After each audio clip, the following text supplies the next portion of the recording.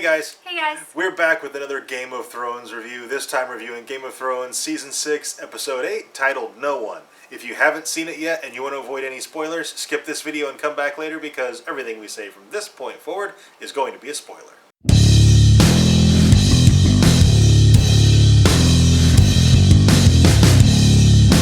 Okay, this episode was titled No One, and because of the title, I really thought Arya would be in it more.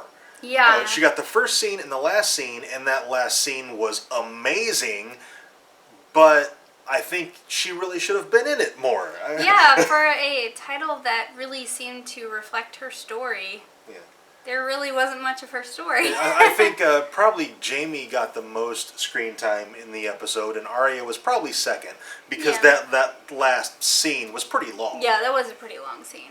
In the chase. Oh the my chase gosh. was awesome. The chase made the episode. Like, I was a little disappointed in the episode up until the chase. Yeah. And the conclusion of the scene with her kind of standoff with Jaqen, I got the impression that she was basically, like, the reason she put the face there and stuck around to speak to him was kind of a threat. Like, this is what happens if you come after me, don't do it again. That's the impression I got. That was a really great way to cap off this episode. I don't know if I think she was really threatening him or specifically, but yeah, just the whole thing where he's like, finally a girl is no one, and she's like, a girl is Arya Stark of Winterfell, and she's going home. Yeah. And I'm like, and then just that look of pride he had on his face. Yeah, it did seem like he was proud of her. So I'm like, he's a very confusing character in that we don't really know what he wanted, because it almost seems like this is the outcome he wanted. Like, he knew from the beginning she was never going to be no one. Yeah.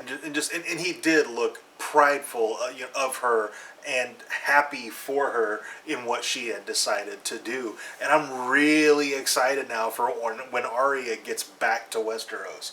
Because earlier in the episode, she was talking about what's west of Westeros. And I'm like, oh, is she just going to dismiss herself from this whole war?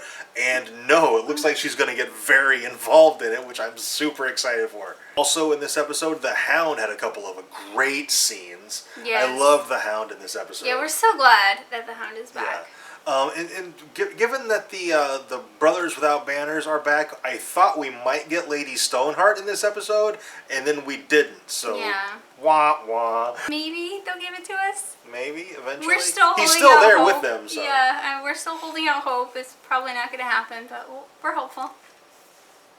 Also in this episode, the Masters are attacking Meereen, and I gotta tell you, I was very disappointed in that scene when Daenerys just shows up for 2 seconds, and then that's the last we see of Meereen. I really think they should have kept her out of the episode entirely, if that's all they were going to show, is her walking in and then not even saying anything. Yeah, like, they should have ended it with them hearing the dragon on the roof, but not knowing what it was. Just ended it there, and then you can open the next episode with Daenerys and actually give her a story. It was almost pointless. Like, if you blinked, you missed her. Yeah. She wasn't even in the episode long enough to call it filler.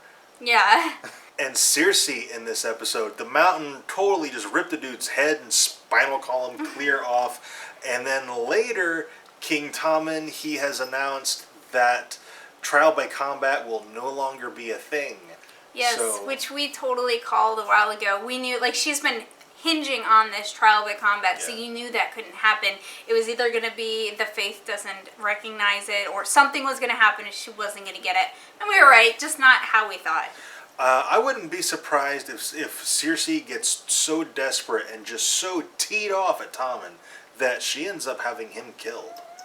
I don't know, because she is so devoted to her children, and this is like the last of her kids. That's the thing. Jaime spent a lot of time talking about how much Cersei loves her children. Yeah. And up to now, her kids have died because other people have killed them. Yeah. I think it would be this kind of tragic poetry if Cersei killed Tommen. And finally, Brienne's story in this episode. I really feel like it was a little bit pointless. Yeah, Brienne's story was totally just filler material. At least that's what it felt like.